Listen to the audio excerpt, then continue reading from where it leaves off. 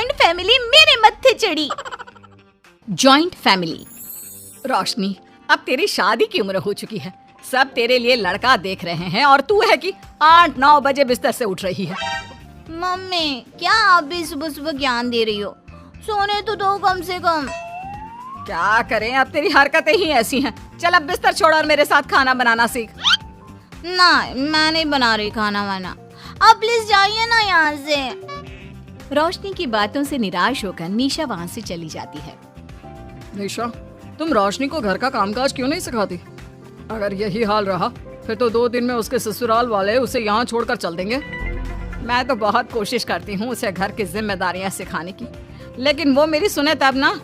आप तो जानते ही हैं ना कि वो कितनी जिद्दी है। हमें निशा के लिए एक ऐसा लड़का ढूंढना होगा जिसका भरा पूरा परिवार हो, सास ससुर से लेकर जेठ जेठानी देवर ननद सब हो। यहाँ ना सही, लेकिन शादी के बाद उसे वहाँ अपनी जिम्मेदारियों का एहसास जरूर होगा। कुछ दिनों के बाद रोशनी का परिवार उसके लिए लड़का देखना शुरू कर देता है और एक दिन चिराग नाम का लड़का रोशनी को देखने अपने परिवार के साथ उसके घर पहुंच जाता है। देखिए भाई साहब, मैं पहले ही आपको बता देती हूँ, हमारा परिवार बहुत बड़ा है, इसलिए अगर आपकी लड़की हमारे घर की जिम्मेदारियाँ बिना ना नुकुर के उठा सकती है तभी हम ये रिश्ता पक्का करेंगे। अरे ये भी कोई बोलने वाली बात है बहन जी, हमारी रोशनी आपके पूरे परिवार को बैठे बैठे खिला सकती है, इतनी जिम्मेदार है मेरी बेटी। अगर ऐसी बात है फिर तो हमें इस रिश्ते से कोई आपत्ति नहीं है। तो फिर चट मंगनी पट ब्याह के बारे में क्या ख्याल है? हाँ हाँ बिल्कुल, शादी में देर किस बात की, 3 हफ्ते बाद ही शादी का शुभ योग है।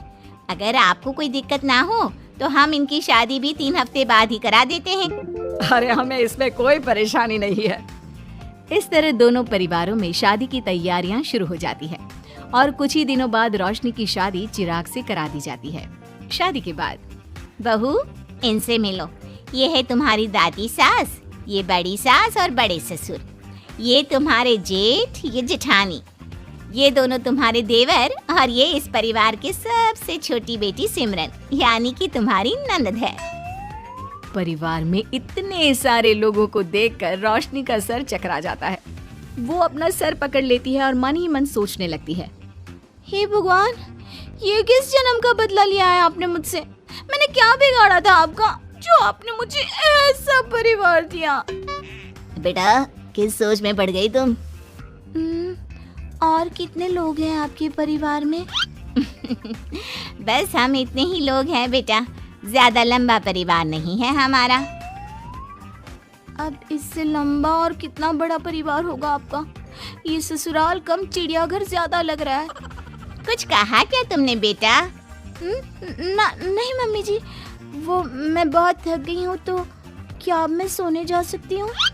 हाँ हाँ क्यों नहीं बहू। चिराग, बहू को अंदर कमरे में लेकर जा। जी माँ। चिराग रोशनी को अंदर कमरे में लेकर जाता है। चिराग, मुझे यहाँ नहीं रहना, मुझे अलग रहना है। ये तुम क्या बोल रही हो रोशनी? अभी तो आई हो तुम और अभी अलग होने की बात कर रही हो? परिवार वालों को पता चलेगा तो कितने दुखी होंगे वो लोग। मुझे नहीं मतलब किसी से, और इसे तुम परिवार कहते हो? ये परिवार कम कोई गली मोहल्ला ज्यादा लग रहा है। रोशनी, अभी तुम नई हो इस परिवार में, इसलिए शायद तुम्हें ऐसा लग रहा है, कुछ दिन में आदत हो जाएगी तुम्हें। चिराग की बात सुनकर रोशनी अपना सर पकड़ लेती है। आपको समझाना तो दीवार में सर पटकना है। मैं सो रही हूँ, लाइट ऑफ मत करना, मुझे अंधेरे में नींद नहीं आती। इतना बोलकर रोशनी बिस्तर पर लेट जाती है। रोशनी को देखकर चिराग का मुंह खुला का खुला रह जाता है। वो भी पैर पटकते हुए बिस्तर के दूसरे कोने में अपना मुंह मोड़कर सो जाता है। अगले दिन,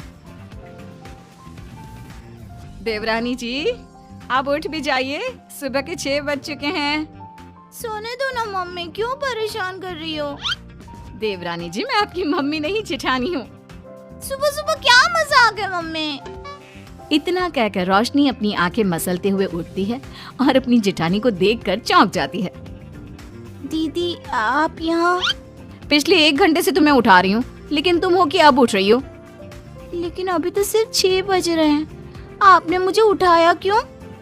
वो इसलिए क्योंकि आज तुम्हारे इस घर में पहली रसोई है, तो खाना आज तुम्हें ही बनाना होगा ना। क्या? मुझे पूरे मोहल्ले के लिए खाना बनाना पड़ेगा? नहीं रोशनी, तुम्हें पूरे मोहल्ले के लिए नहीं, सिर्फ परिवार के लोगों के लिए ही खाना बनाना है। आपका परिवार किसी मोहल्ले से कम है क्या? कुछ कहा क्या तुमने? हाँ नहीं दीदी, आप चलिए, मैं अभी फ्रेश होकर आती हूँ। आरती वहाँ से चली जाती है, जिसकी थोड़ी देर बाद रोशनी भी रसोई में जाकर मजबूरी में सबके लिए खाना बनाने लगती है। पूरे 2 घंटे मेहनत करने के बाद उसका खाना बनकर तैयार होता है। वाह बहू, खाना तो बड़ा स्वाद बना है। सच में बहू, तुमने भले ही बहुत देर लगाई खाना बनाने में, लेकिन खाना बहुत स्वादिष्ट बना है। आपके हाथों में तो जादू है देवरानी जी। मैं तो कहती हूँ अब से रोज आप ही खाना बनाया कीजिए, क्यों मम्मी जी? हाँ हाँ बेटा, बिल्कुल ठीक कहा तुमने। रोशनी, आज से रोज तुम ही खाना बनाना। ये सुनकर रोशनी चौंक जाती है। खाना खाने के बाद सभी लोग रोशनी को शगुन का नेक देते हैं और फिर अपने अपने रूम में चले जाते हैं। क्या यार रोशनी, इतना टेस्टी खाना बनाना जरूरी था क्या? अब फंस गई ना तू। ये सब माँ पापा की वजह से हो रहा है, उनके कारण मुझे ये सब झेलना पड़ रहा है। रोशनी गुस्से में अपने रूम में जाती है और अपनी माँ को फोन मिलाती है। मम्मी, मैं आपको कभी माफ नहीं करूंगी। आपने जानबूझकर मुझे इतने बड़े परिवार में भेजा है, जहाँ मुझे सांस लेने की भी फुर्सत नहीं है। हमने ये सब इसलिए किया ताकि तू अपनी जिम्मेदारियाँ निभाना सीखे। अब मायके की तरह ससुराल में भी अपनी जिम्मेदारियों से मुंह मत मोड़ लेना। मुझे नहीं रहना माँ यहाँ। इस घर में जितने लोग हैं उतने तो हमारे गली मोहल्ले में भी नहीं थे। माँ, मैं आपसे आपकी सारी बातें मानूंगी, पर प्लीज मुझे यहाँ से ले जाइए। बिल्कुल नहीं, अब से वही तेरा सब कुछ है। वहाँ से भागने के बजाय अपनी जिम्मेदारियाँ पूरी करना सीख, इससे हमें भी थोड़ी खुशी मिल जाएगी। माँ की बातों से निराश होकर रोशनी फोन काट देती है, जिसके बाद उसकी नजर नेक में मिले पैसों पर पड़ती है और वो फटाफट से बिस्तर पर बैठकर पैसे गिनना शुरू कर देती है। अरे वाह, ये तो पूरे 25,000 रुपए हैं। किसी ने भी 5100 से कम का नेक नहीं दिया। चलो अच्छा है, कुछ तो फायदा हुआ इतने बड़े परिवार में शादी करने का। अब इन सब पैसों से मैं अकेले शॉपिंग करूंगी, बहुत मजा आएगा। शॉपिंग के बारे में सोच सोच कर ही रोशनी अपने बिस्तर पर कूदने लगती है। उसे बिस्तर पर कूदता देख सभी लोग चौंक जाते हैं। भाभी, आप ऐसे क्यों उछल रही हो? छोटी बच्ची हो क्या? अपनी ननद की बात सुनकर रोशनी का मुंह खुला का खुला रह जाता है। थोड़ी देर बाद रोशनी घर में बिना बताए शॉपिंग के लिए निकल जाती है और शगुन में मिले पूरे पैसों को शॉपिंग में उड़ा देती है। शाम में, देवरानी जी कहाँ गई थी आप? जानते हैं सब आपके लिए कितना परेशान हो गए थे, कम से कम आपको बताकर तो जाना चाहिए था ना। सॉरी दीदी, मैं आप लोगों को बताना भूल गई।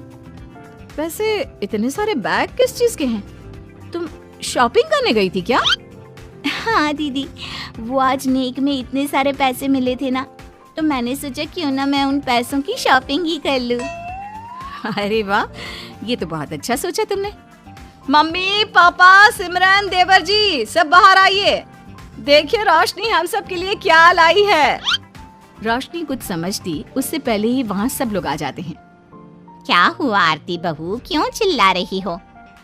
अरे देखिए ना माँ, रोशनी हमारे लिए शॉपिंग करके आई है। वो देखिए, रोशनी हम सब के लिए कितने कपड़े लेकर आई है। आरती की बात सुनकर रोशनी के पैरों तले जमीन खिसक जाती है। उसके मुंह से एक शब्द तक नहीं निकलता। सच में भाभी, आप कितनी अच्छी हो। बेटा, हम सबके लिए तुझे खरीदारी करने की क्या जरूरत थी?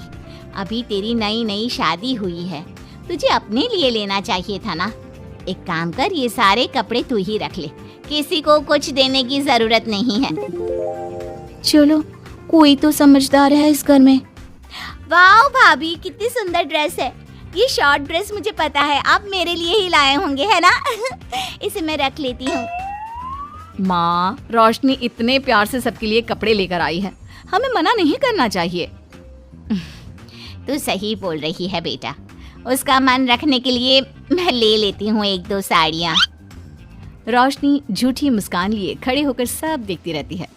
देखते ही देखते उसके लाए सारे कपड़े घर वाले आपस में बांट लेते हैं और अब सिर्फ एक रुमाल को छोड़कर उसके पास कुछ नहीं बचता। अब ये रुमाल भी क्यों छोड़ा, इसे भी ले ही लेते। इतने में ही सिमरन रोशनी को आवाज देती है। भाभी वो गलती से रुमाल रह गया है, क्या वो मुझे मिल सकता है? रोशनी वो रुमाल भी सिमरन को दे देती है। इतनी मेहनत से मैंने ये सब कुछ लिया था, लेकिन इन लोगों से मेरी खुशी बर्दाश्त नहीं हुई, कुछ भी नहीं छोड़ा। थोड़ी देर बाद रोशनी का पति भी वहां आ जाता है। मैंने सुना है आज तुमने सभी के लिए खरीदारी की है। तुम मेरे लिए कुछ लेकर नहीं आई? बस फिर क्या था, इतना सुनते ही रोशनी का पारा हाई हो जाता है और वो चिराग को घूरने लगती है जिससे चिराग डर के मारे वहां से खिसक जाता है।